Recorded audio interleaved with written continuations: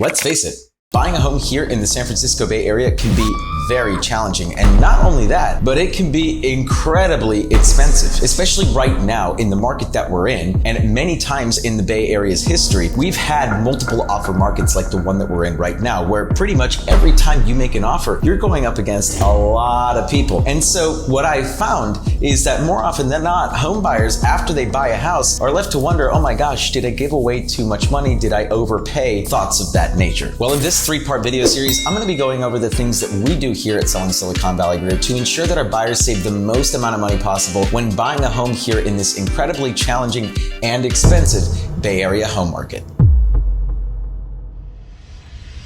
For those of you who are new to the channel, my name is Danny Gould. I'm the CEO of the Selling Silicon Valley Group. Over the last 8 years after graduating from Stanford University, I've helped well over 200 families and sold well over $200 million worth of residential real estate here in the San Francisco Bay Area. You can check us out on Google. We have over 250 5-star reviews. Zillow, we have over 100 5-star reviews. So I've had a lot of time and experience to help fine-tune the strategies by which we go about helping our home buyers save money when buying a home here in the Bay Area. And that's what we're going to get into right now. So in part 1, we covered how we help our buyers save money by giving them access to off-market opportunities. And in part 2, we went over some of the strategies that we use to help our buyers be a little bit more aggressive than the typical buyer to potentially get them into a property in the absence of competition. So if you haven't checked out those videos, they're linked down in the description box down below. I would highly recommend that you check those videos out before watching this, which is part 3. It's in these multiple offer situations that we typically see buyers walk away with buyer's remorse, meaning they think, oh my gosh, what did I do? Did I overpay for a house? Thoughts start to creep into your head like, maybe I should have not bid that high. Maybe I could have gotten it for a little bit less. Did I give too much of my money away? Things of this nature. And it's perfectly human and natural for us to experience these kinds of questions. But the way in which we go about negotiating for you at Selling Silicon Valley, it's really difficult for buyers to walk away asking themselves these questions, because the way that we structure our negotiation is to basically to ensure that we're not unnecessarily giving away any of your money. So typically in a multiple offer situation, my first approach, my first strategy will be to build as much rapport with the listing agent as possible. And not just like the niceties, like the, hey, how are you kind of thing, but really start to get to know the listing agent and get to understand the psychology of the listing agent. And the reason that this is so important is because we want to understand what their negotiation strategy typically is. This is one of the most critical questions that I ask during the negotiation process, which is, when you get multiple offers, what is your typical approach? Do you take the highest and best right away?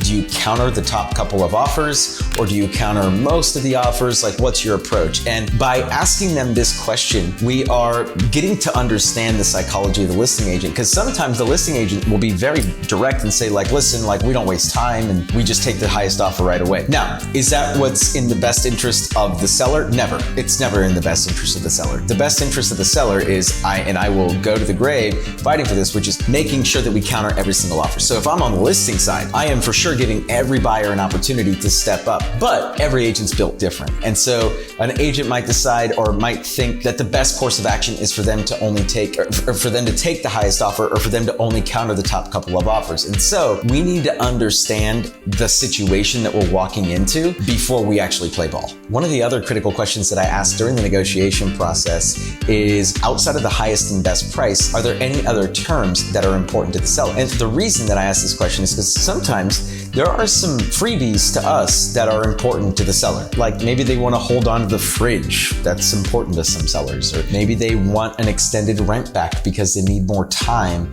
to search for a property. And so if we can give that extended time to the seller, that is going to work in our favor. So what we want to do is figure out all of the terms outside of price that we can control to help put ourselves in the best position possible to get the house. Now, in this negotiation process, I typically reach out to the listing agent a minimum of 3 times, if not more. And so during these calls, another approach that I take is really start to understand the seller. I want to know as much about the seller as possible. And not only that, what I'm trying to figure out during this whole process is if you, my buyer, and the seller have any commonalities, meaning shared interests, shared experiences, these sorts of things. And if we do have shared interests or shared experiences, making sure that we highlight that in a cover letter to the seller. Now, there are some listing agents who will not share cover letters with their sellers, but if they are sharing cover letters with their seller, then I want to see whether or not there are shared interests or shared experiences that we can utilize and leverage to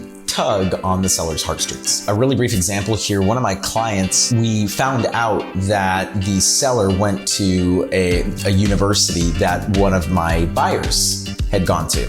And so in the cover letter, we made sure that we included pictures of the buyers in their university outfit, in their like football gear, right? And we made sure to, in the letter, like after graduating from such and such university, you know, we moved here to the Bay and blah, blah, blah, blah, blah. And so what we did was we essentially highlighted the fact that they went to that university knowing that the seller had also gone there, okay? And so this is all like sleuth work done by us here at SSV. And then I get a phone call from the listing agent who says, hey, you're actually the third highest offer right now, but my seller really wants to sell to your buyer because they went to the same school. She's like, do you think that your buyers would be willing to come up? And I said, well, how much are we talking here? She's like, they need to come up $5,000. And we're talking a multi-million-dollar house here, by the way. This is not like a $500,000 house, multi-million-dollar house.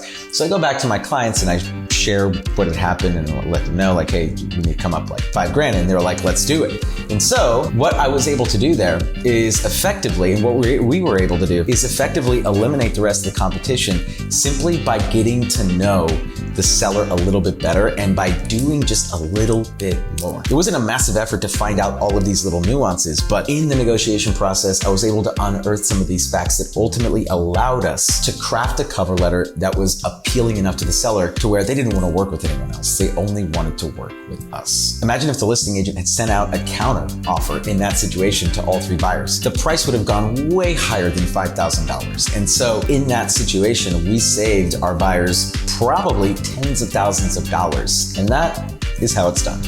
Now, if you'd like to see a full detailed breakdown on our negotiation process, both on the buy side and on the listing side, you can text the word negotiation to the number down below. We'll get you a full comprehensive breakdown of our negotiation strategies, both for buyers and for sellers. That's all for this video. Thank you so much for watching. This is Danny Gould of Selling Silicon Valley, and I will catch all of you in the next video.